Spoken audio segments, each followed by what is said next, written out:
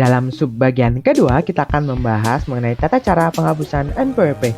Yang pertama merupakan permohonan sendiri atau jabatan, yang kedua menggunakan e-registration, dan yang ketiga menggunakan sarana tertulis.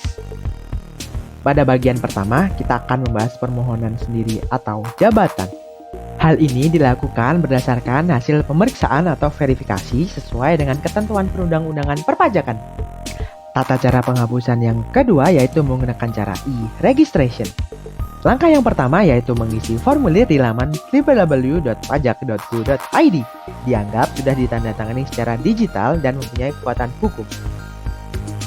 Pada langkah yang kedua yaitu mengirimkan dokumen yang dipersyaratkan ke kantor pelayanan pajak yang wilayah kerjanya meliputi tempat tinggal atau tempat kedudukan atau tempat kegiatan usaha wajib pajak. Langkah yang ketiga, pengiriman dokumen yang disyaratkan dapat dilakukan dengan cara mengunggah atau mengupload salinan digital atau soft copy dokumen melalui aplikasi e-registration. Apabila dokumen yang disyaratkan belum diterima KPP dalam jangka waktu 14 hari kerja setelah penyampaian permohonan penghapusan secara elektronik, permohonan tersebut dianggap tidak diajukan. Tata cara penghapusan NPWP juga dapat dilakukan secara tertulis. Permohonan secara tertulis dilakukan dengan mengisi dan menandatangani formulir penghapusan nomor pokok wajib pajak. Dokumen yang dipersyaratkan pertama merupakan surat keterangan kematian atau dokumen sejenis dari instansi yang berwenang dan surat pernyataan bahwa tidak mempunyai warisan atau surat pernyataan bahwa warisan sudah terbagi. Dokumen yang kedua yaitu dokumen menyatakan bahwa wajib pajak telah meninggalkan Indonesia untuk selama-lamanya.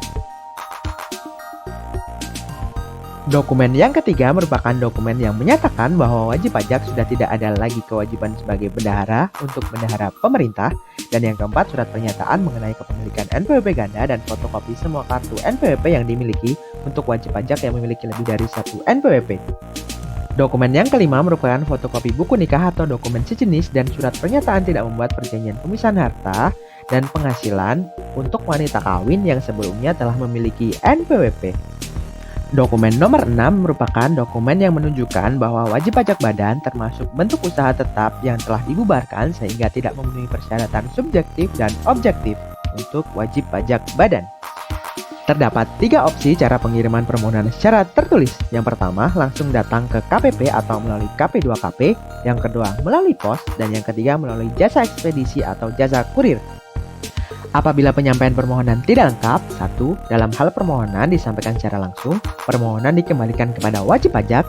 Yang kedua, dalam hal permohonan disampaikan melalui pos atau jasa ekspedisi, KPP menyampaikan pemberitahuan secara tertulis mengenai tidak lengkapan tersebut.